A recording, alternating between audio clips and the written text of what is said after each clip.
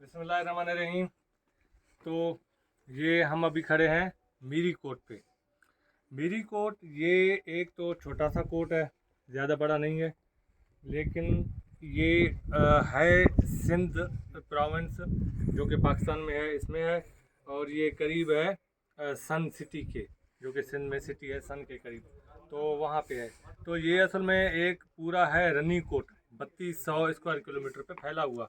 तो उसके अंदर फिर ये मीरी कोट है।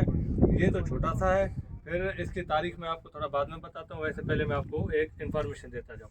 उसके बाद फिर ये मीरी कोट के अंदर आपको ये मैं घर भी दिखाऊंगा। कैमरा में अगर आपको दिखा सके तो ये सारे घर बने हुए हैं।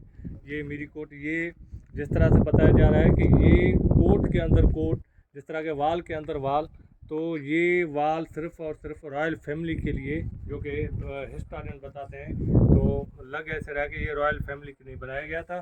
क्योंकि वैसे तो जो आम लोग थे, जो इनके लोग हैं, उनके लिए तो पूरा यहाँ पे है रनी कोट, जो कि बहुत बड़ा है।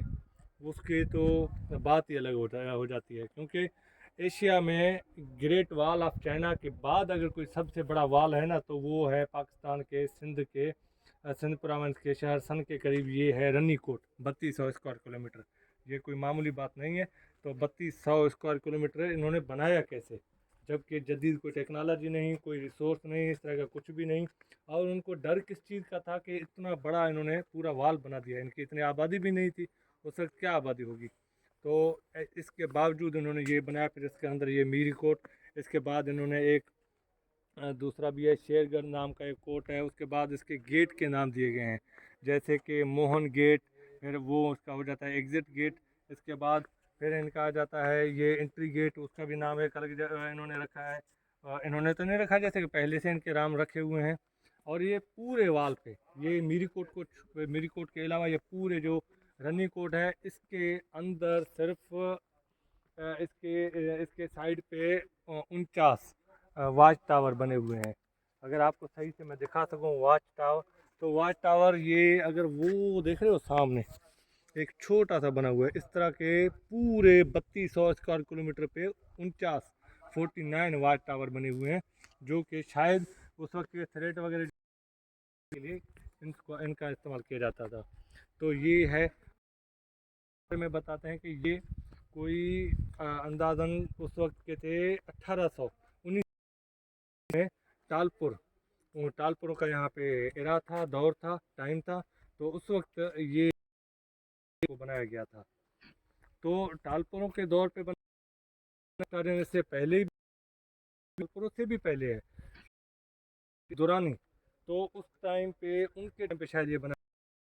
तो वो ये भी बताते हैं इस के दौर पे, इसको के दौर पे ही, ये टाइम पे ही बना के, इससे पहले कोई हमें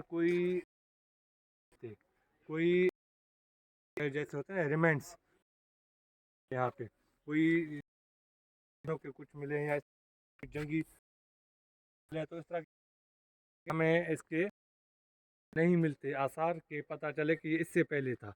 तो इसके लिए पहले मैंने यहाँ से एक बैठे थे बाहर इंफॉर्मेशन देने के लिए क्यूरेटर, वो थे कोई यहाँ के इलाके के, जो कि गवर्नमेंट की तरफ से उनको तैनात किया गया है। तो वो उनके मुताबिक वो बता रहे थे कि यहाँ पे पहले जो हिस्टोरियन के मुताबिक इसके करीब, जबकि ये तो 19 सेंचुरी का ये बता रहे हैं ना, इससे पहले 15 सेंचुरी में यहाँ पे अकबर बादशाह का गुजर हुआ था। इससे इसके करीब कोई 50 या 30 किलोमीटर की दूरी पे ही।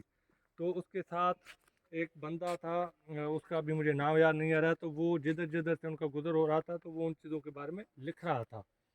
तो उसने अपने अकबर बादशाह के साथ पूरे सफ़र को वो किताबी शक्ल में वो दे दिया, लेकिन इसके बारे में उन्होंने कुछ नहीं बताया। जबकि वो जिधर जिधर से उनका गुजर हुआ, उन्होंने सारे वाल के बारे में बताया, सारा कुछ बताया।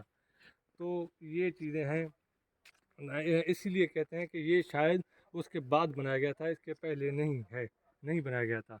तो इसके अलावा और भी बहुत सी चीज़ें हैं जो इसको इंडोर्स करते हैं कि ये शायद टालपुरों के टाइम पे ही बनाया गया था। खैर, ये खूबसूरत मंज़र है, आप ये भी देख लें। इसके अंदर ये मीरी कोट, फिर मैं आपको लेके चलूँगा यहाँ पे जो है शेरगढ़ कोट या शेरगढ़ वाल भी समझ लें। उसके बाद यहाँ पे है कोई परियों की नदी जिसका नाम है, वो भी मैं आपको दिखाऊंगा। इसके अलावा भी यहाँ पे घूमने के लिए तो बहुत सी चीज़ें हैं, लेकिन टाइम बहुत कम हो जाता है। तो टाइम की वजह से हमें फिर लौटना भी पड़ेगा, फिर शाम हो जाएगी, फिर मज़ा नहीं हो जाएगा ना, क्योंकि फिर दिखाई नहीं देगा। तो हम यहाँ पे इलेक्ट्रिसिटी वगैरह है नहीं, तो ये इशू हैं। खैर, ये मैं आपको आगे कभी सफ़र अभी दिखाऊंगा।